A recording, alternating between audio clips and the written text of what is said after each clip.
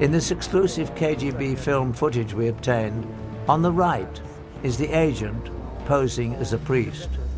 On the left is the chief assistant to Cardinal Vilo. Devo tornare all'ufficio, devo fare cose lì e tutto il resto. Molto preoccupato. Ok. Spero che... Ecco che arriva. Buongiorno. The third man is actually another KGB agent, no doubt placed in the organization by the Illuminati. He is also seeking to gain access to the Cardinal. Sì. Questo mi fa molto piacere. Bene, molto bene. Bravo, fa piacere. Abbiamo la sua collaborazione. Sì. Bene. Molto positivo e terremo molta considerazione di questo. Sappiamo quanto importante è per noi questa collaborazione. When Vilo's assistant is sent on his customary monthly trip to Milan, the KGB installs a camera in his hotel room. In typical KGB fashion, the priest is about to be set up to be blackmailed to assure his continued cooperation. Over several days, a woman becomes friendly with him and gains his trust.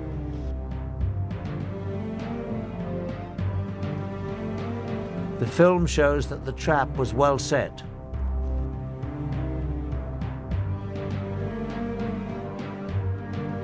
One night, the woman comes to his room to take him to a dinner meeting. Vino bianco, prego. Possiamo vedere questo conto. Ho soltanto del buon vino rosso, che riesci a Certo, vino rosso, va bene. While he is briefly away pouring drinks, she takes off her blouse.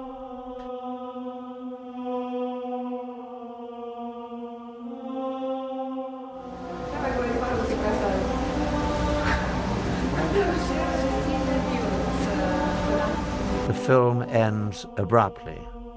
But no matter what the outcome of the encounter was, the brief shot of this priest with a half-dressed woman in his room is damaging enough to guarantee his future assistance in the surveillance of Vilo's activities.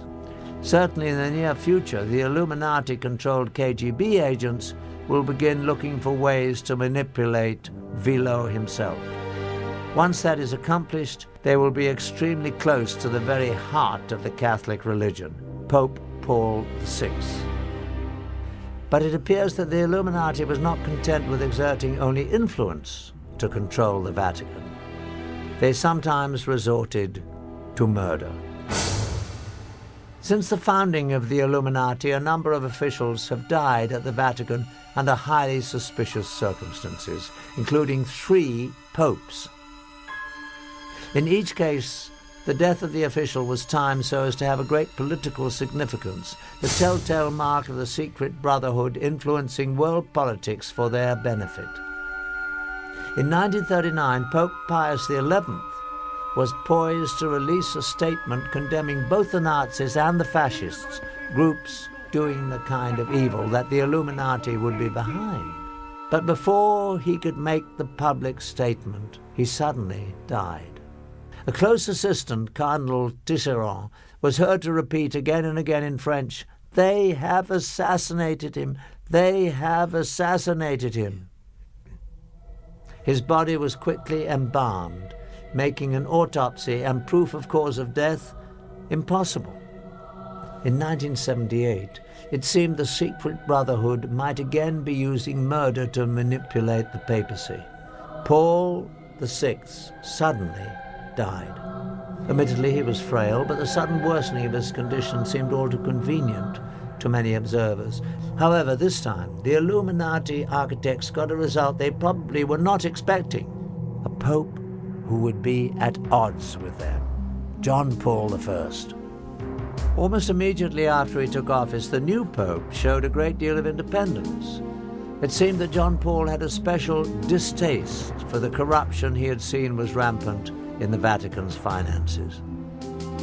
While he was the Cardinal of Venice, the Venetian Catholic Bank was sold in a secret deal to the Vatican Bank for a greatly undervalued amount. Profits reaped by a few were estimated at more than $70 million, but the losses to the Venetians were great.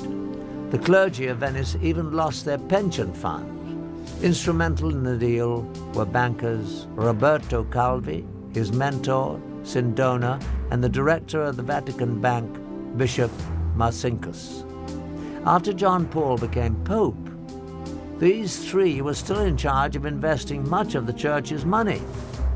In his new position, the pontiff had the power to investigate them and publicly bring out the facts. Altogether, he was poised to uncover illegal dealings that involved almost $1 billion. This would be a serious blow to the Illuminati, who were certainly behind the criminal financial dealings. The danger to the Pope became shockingly clear one day at a private meeting between John Paul and a Russian Orthodox Archbishop, Nicodim. As the meeting began, coffee was poured. Nicodim took the first sip and almost immediately collapsed to the floor and died. His face was very contorted in a horrible and unnatural grimace, as if the death was very painful. The stunned Pope carefully put down his own cup before he sipped.